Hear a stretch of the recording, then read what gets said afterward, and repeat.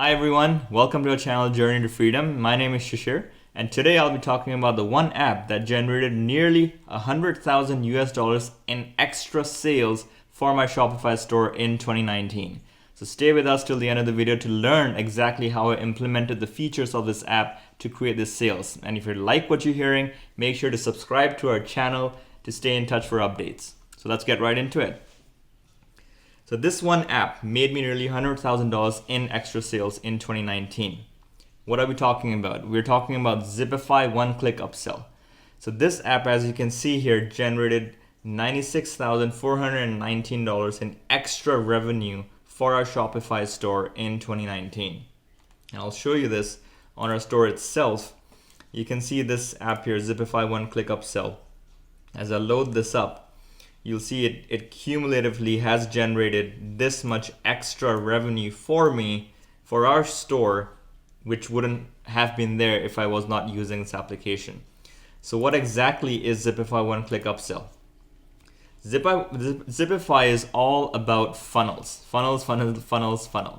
All right. What are funnels? Funnels is a marketing term for essentially what is commonly known as a sales funnel. So it's a sales process. Now here's the key thing. The best time to sell something to a customer is when they have just bought something from you. Now while that seems paradoxical, it's very relevant to our Shopify stores. Here's the key thing. We always hear a lot about cross-selling different products, related products, upselling different products that customers may want to buy. Now the key thing is, when do you do that cross-selling? When do you do that upselling? That's very important. And we tried this through different stages of the buying process. We tried initially cross-selling other products on the product page. Just like on Amazon, you see related products at the bottom. We tried this on our Shopify store with the product descriptions. We would have related products that are floating on top of the product descriptions.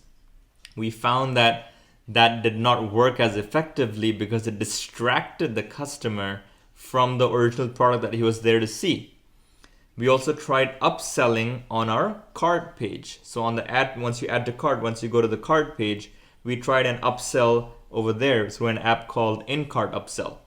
And this was quite effective in having customers add, let's say, another quantity of the same product or adding a complementary product to your cart. So this was fairly effective.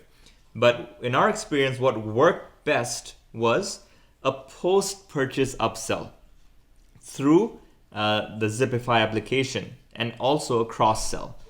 So the key thing here is, the key difference is, instead of selling one high-ticket collection of items that are, let's say, worth $80, instead we would advertise the first low to medium ticket item for, let's say, $30.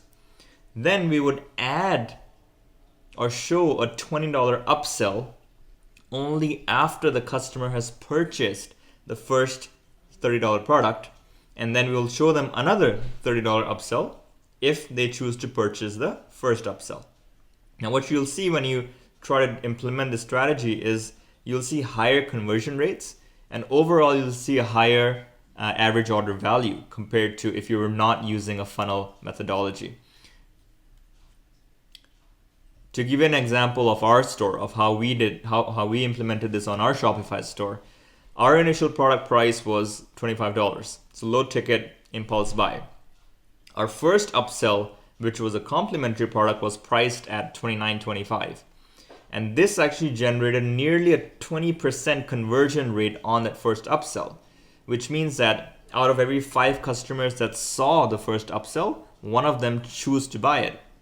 And that itself generated an extra $58,000 in revenue for us. The second upsell was priced at about $35.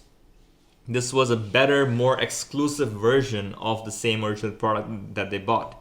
This also had a nearly 19% conversion rate and had brought to us an extra $18,000 in revenue.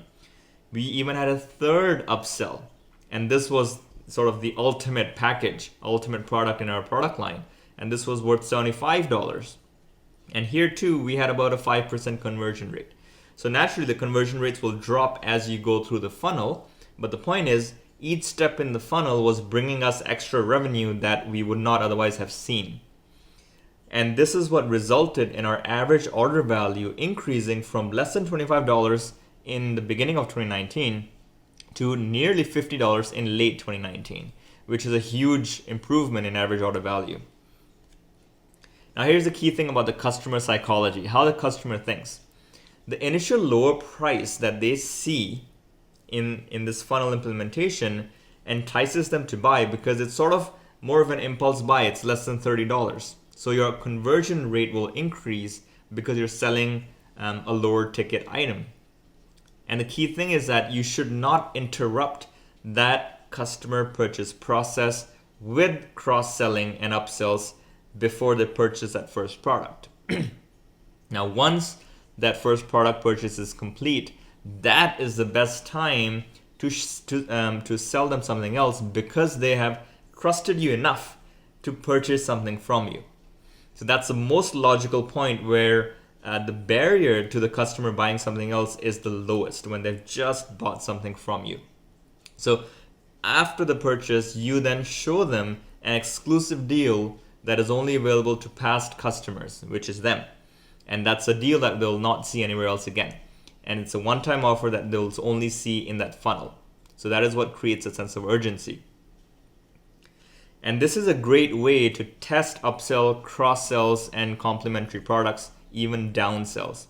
And the key thing is that you need to be testing multiple products to see which products will give you a good enough conversion rate in the funnel. Just like you test the initial product, your first product that you advertise, you also need to test which products go best with that initial purchase. And you keep on trying until you get a conversion rate that's more than 10% for that particular funnel. And it's a great way to even test products which you're thinking of launching, but you're not ready to put ad money behind it. You can just put it in your funnel and test if existing customers who are buying your products are willing to pick that up. So it's a great way to test the waters for a new product that you're thinking of. So the key thing is that each additional sale that you make through a funnel, whether it's through Zipify or some other app, is pure profit because you have already paid for the customer to be on your website, right? The Facebook ad expense that you have spent to get the customer to your store is a sunk cost. So as much as you can try to increase the average order value of the customer, that is what will benefit you. That is what will increase your profit margins. So I hope that has helped, and make sure you give this app a try.